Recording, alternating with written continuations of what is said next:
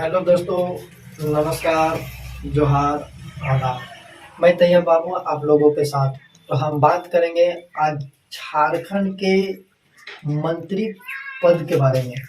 यानी कि झारखंड में कई विभिन्न प्रकार के मंत्री पद हैं, जिनमें से अभी काफ़ी चर्चित नाम कुछ मीडिया के द्वारा सामने आ रहा है कि इस बार जैसे शिक्षा मंत्री हो और कृषि मंत्री हो, ग्रामीण विकास मंत्री हो, तो वैसे में किन किन पार्टी के विधायक को दिया जाएगा। अभी इंडिया गठबंधन झारखंड में फुल बहुमत से सरकार बनाई है, जैसे आप तमाम जनता को मालूम ही है।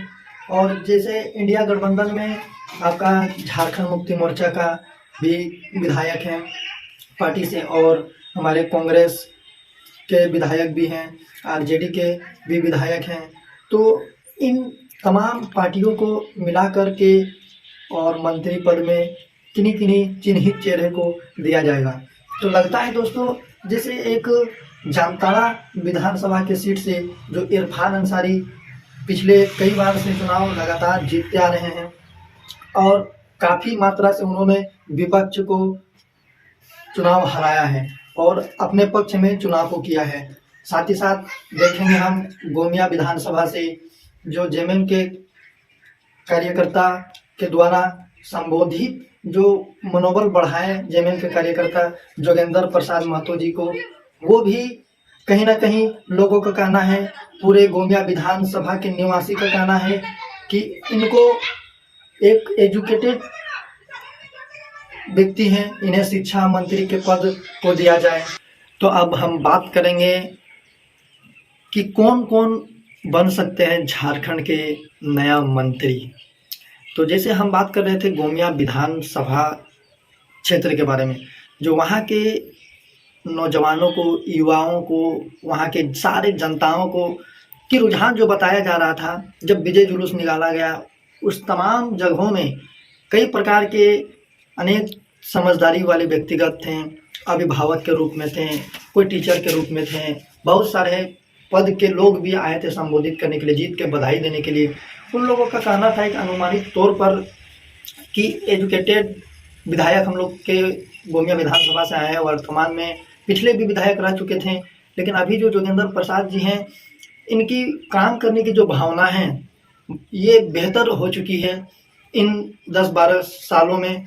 और ये हमारे क्षेत्र के, ये हमारे झारखंड राज्य में अगर शिक्षा मंत्री के रूप में अगर आ जाते हैं तो कहीं ना कहीं झारखंड राज्य में शिक्षा का सुधार होगा, शिक्षा का विकसित होगा, रोजगार का विकसित होगा, रोजगार का चयनित होगा।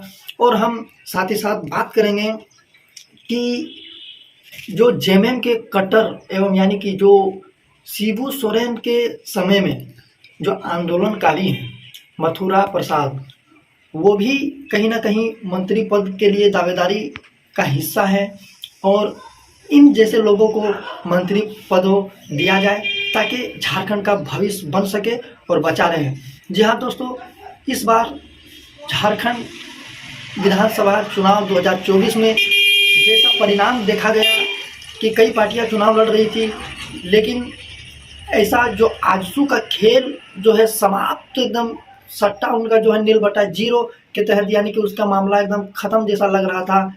जैसे कि हमारे जयराम महतो का पार्टी JLKM, कहीं ना कहीं उनका खेल बहुत ही अनुभव तरीके से और राजनीतिक में बहुत ही बड़ा परिणाम और बहुत ही बड़ा योगदान लाए हैं।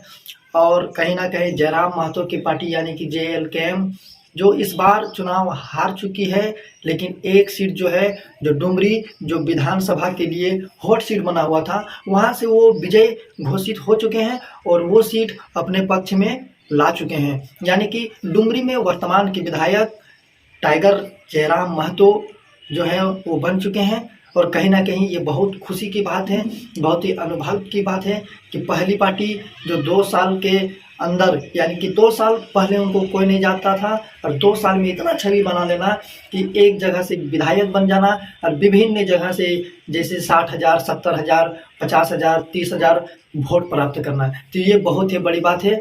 तो दोस्तों, हम बात कर रहे थे झारखंड के मंत्री के बारे में। तो आप कमेंट सेक्शन में बताएं कि मंत्री के जो चेहरे हैं वो किन किन चेहरा होना चाहिए, किनका चेहरा होना चाहिए और कौन से पदों में कौन व्यक्ति को मंत्री के रूप में झारखंड में आना चाहिए। तो दोस्तों इसी प्रकार से वीडियो और लाइव न्यूज यानी कि एडिशनल प्रोफेशनल न्यूज देखने के लिए बने रहे हमारे यूट्यूब चैनल नूर एक्सप्रेस न्यूज। धन्यवाद दोस्तों।